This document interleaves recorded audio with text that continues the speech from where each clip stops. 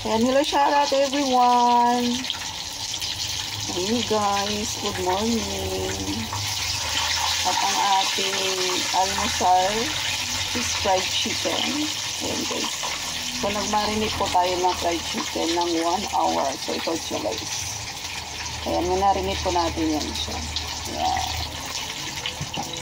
So, kailangan po, pag nag-fry po tayo, is talagang marinated po talaga. I-marinate po talaga natin ng matagal.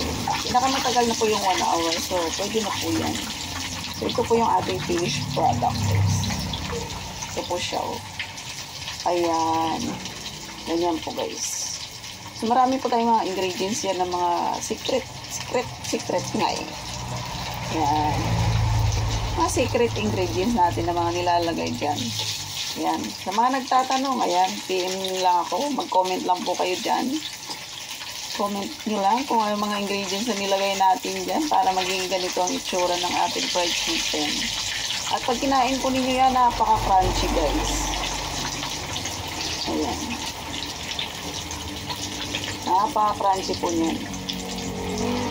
No. Marami po tayong mga nilagay dyan. Ako. Ayan. Ayan lang guys. Hindi basta-basta fried lang ng fried. No?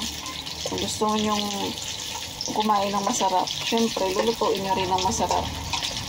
At gagawin ng masarap at malinis. Syempre, number 1, malinis. Diba guys? Number 1 muna, syempre, malinis. Yung kalinisan talaga ang number 1.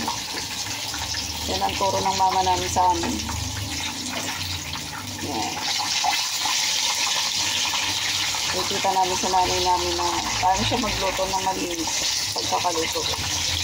Kaya lahat yan, nakuha namin sa nanay namin. Ay, naku.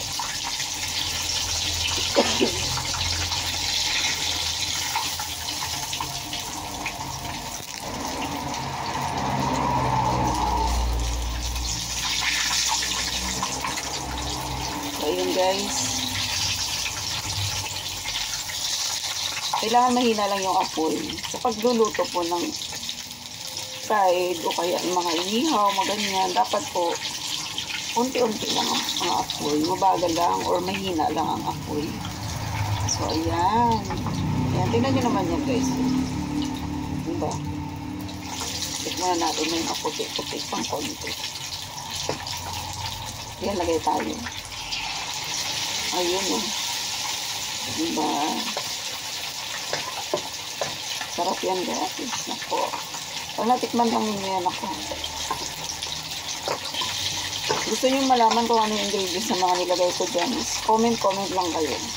Comment down below. Sabi nga. Okay guys. Lagay natin sa center. Ayan. Ayan lang po. Okay. Tusok-tusokin ang gitna.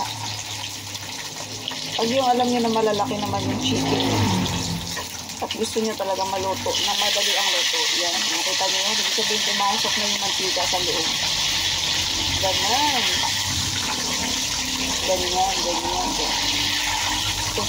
Tusok-tusokin.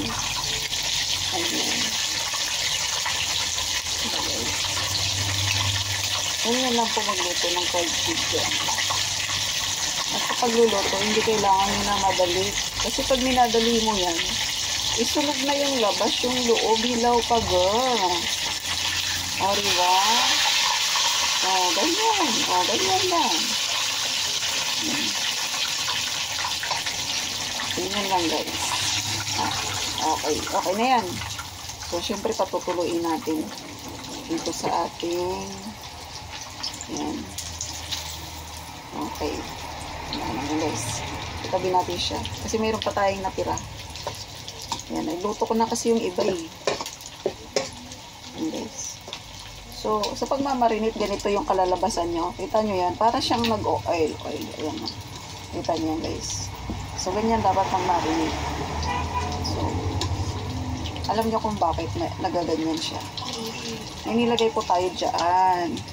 Kaya nga sabi ko sa inyo, kung gusto nyo malaman kung ano yung mga ginamit ko dyan, ay napakadali lang po. Nakikita lang po yan dyan sa grocery. Ayan. At nakikita lang din yan sa bahay-bahay ninyo kung mayroon kayo nun. Yes. Okay. Lapit na siya maluto, guys. Ayan po. Dapat maya mo siya binabaliktad kasi baka mamaya sunog na yan.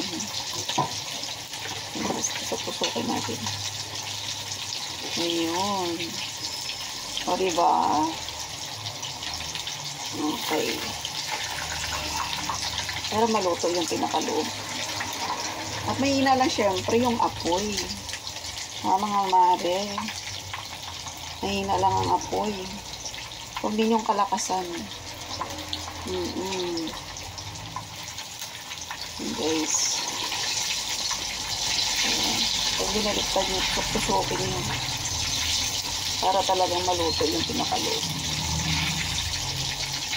Crunchy po yan pag naluto yan. Grabe yan.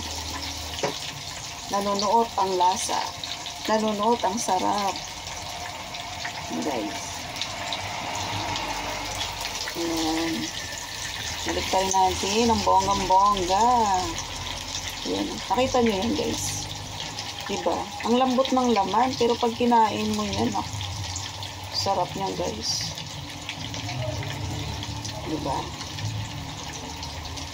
Ayan po. Ang pagluluto ng chicken, fried chicken. Ayan. Kasi, pag binili nyo yan sa Jollibee, Diyos ko po, magkano na yan? Isang hiwa na yan. 100 plus. Kung magluto ka lang sa bahay. Oo. Ang amoy Jollibee din naman. Diba? Pag kinain mo naman, manok din naman yun. Diba? So, ganyan lang, guys. Ito na po yung ibang ano natin. Yan yung mga naluto na natin. Ayan. Kita nyo naman yun, guys. So, diba? Okay. Napakasarap.